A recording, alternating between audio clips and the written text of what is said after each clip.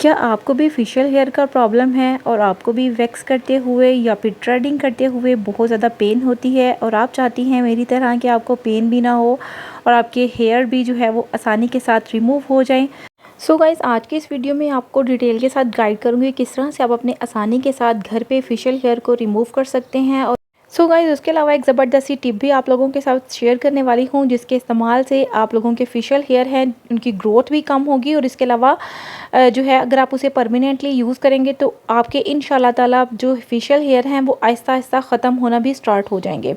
अस्सलाम वालेकुम, मैं हूं जी महविश और आप देख रहे हैं महविश फ़ारूक यूट्यूब चैनल। इससे पहले कि मैं वीडियो स्टार्ट करूं, आप लोगों से छोटी सी रिक्वेस्ट है कि अपनी सिस्टर के चैनल को सब्सक्राइब कर दें, बेल आइकन को प्रेस कर दें ताकि आने वाली मज़ीद वीडियो के नोटिफिकेशन सबसे पहले आपको मिले। सो विदाउट एनी टाइम जल्दी से चलते हैं जी अपनी वीडियो की तरफ। सो गाइज़, यहाँ पर मैं अपने फेशियल हेयर जो है वो रिमूव करने लगी हूँ। और सबसे पहले जो है आपने अपने फेस को अच्छे से वॉश करना है। आपका फेस अच्छे से क्लीन होना चाहिए, साफ़ होना चाहिए, किसी तरह की डर्ट आपके फेस पे नहीं होनी चाहिए। अच्छी तरह से आपने अपने फेस को क्लीन कर लेना है, साफ़ कर लेना है। उसके बाद गाइज़ आपने लेनी है वैसलीन। वैसलीन जिस हिस्से से आप अपने फेशियल हेयर रिमूव करना चाहती हैं वहाँ पे आपने अच्छी क्वांटिटी में भर भर के वैसलीन जो है वो अप्लाई कर देनी है। सो गाइज़, यहाँ पे आप देख सकते हैं कि मैंने बहुत अच्छी क्वांटिटी में जो है वैसलीन अप्लाई कर दी है। मैं यहाँ पे अपर लिप के फेशियल हेयर रिमूव करने लगी हूँ। और वैसलीन अप्लाई करने के बाद यहाँ पे है गाइज़ मेरे पास टिंकल रेज़र। ये टिंकल रेज़र जो है ओनली आपको 100 रुपीज़ में किसी भी लोकल शॉप से जो है वो आसानी के साथ मिल जाएगा।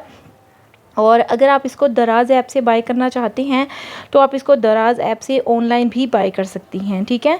तो यहाँ पे टिंकल रेज़र जो है ये आपको आसानी के साथ मिल जाता है। इसके साथ आपको किसी तरह की कोई पेन नहीं होती। वैक्स करने से आपको पता है कि बहुत ज़्यादा पेन होती है लड़कियों को और काफ़ी लड़कियाँ जो है वो बर्दाश्त ही नहीं करती।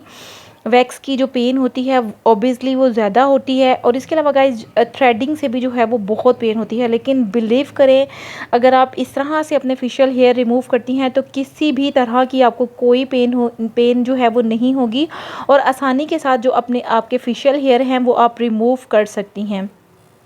सो गाइज़, जब भी आपने टिंकल रेज़र जो है वो यूज़ करना है आपने हमेशा अपने बालों की डायरेक्शन को देखते हुए यूज़ करना है। जिस तरह से आप अपनी वैक्स करती हैं, वैक्स करते हुए भी हमें अपने बालों की जो है वो ऑब्वियसली ग्रोथ देखनी होती है कि किस जो है वो तरफ है, ठीक है। उसी तरफ हमने जो है वैक्सिंग अप्लाई करते हैं। इसी तरह सेम आपने जो ऊपर के हेयर हैं उन्हें भी आपने नीचे की तरफ इस तरह से रेज़र के साथ आहिस्ता आहिस्ता जो है वो नीट करते रहना है, ठीक है। हमने यहाँ पे अच्छी सी क्वांटिटी में जो है वो वैसलीन अप्लाई की हुई है, इसलिए हमें कट लगने का तो कोई चांस ही नहीं है। जिस तरह से आप ने देखा होगा कि मर्द जो है वो अपनी शेव करते हैं, वो क्रीम लगा के फिर वो शेव करते हैं तो बहुत आसानी के साथ उनके जो हेयर हैं वो साफ़ हो जाते हैं, ठीक है। इसी तरह से जब आप अच्छी क्वान्टिटी में वैसलीन भर के अप्लाई करेंगे तो आपको भी जो है ना ये हेयर जो है इतनी आसानी के साथ गाइज निकलेंगे कि आप सोच नहीं सकते।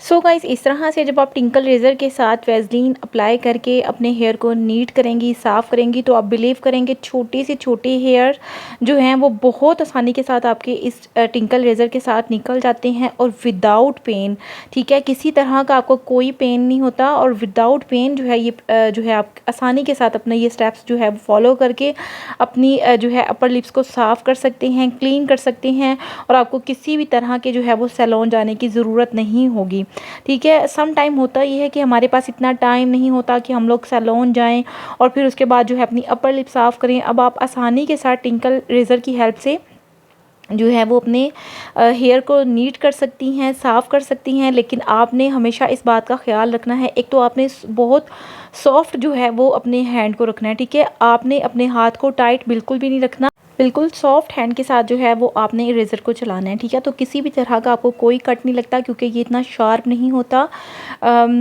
और दूसरी बात ये है कि इतना लाइट वेट होता है। ये सिर्फ आपने अपनी जो है ना, अगर आप बिगनर हो स्टार्ट में, सिर्फ आपने अपने हेयर की डायरेक्शन देखनी होती है।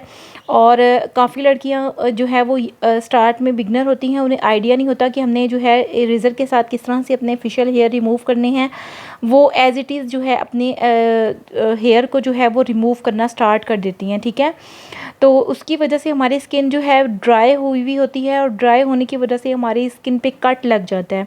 तो जब आप अपनी स्किन को अच्छे से मॉइस्चराइज़ करोगे, अपनी स्किन को प्रेप करोगे, गाइस वॉश करने से ये है कि आपकी स्किन एकदम से नीट हो जाती है, क्लीन हो जाती है।